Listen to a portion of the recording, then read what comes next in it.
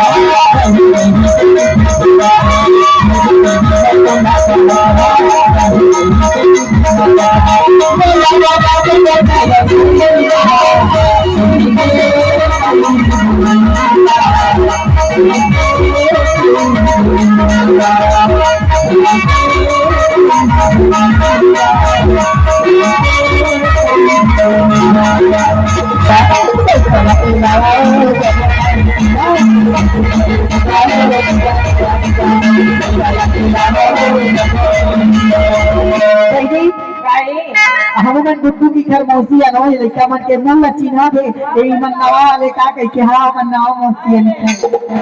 गुड्डू के मौसी आए गुड्डू के मौसी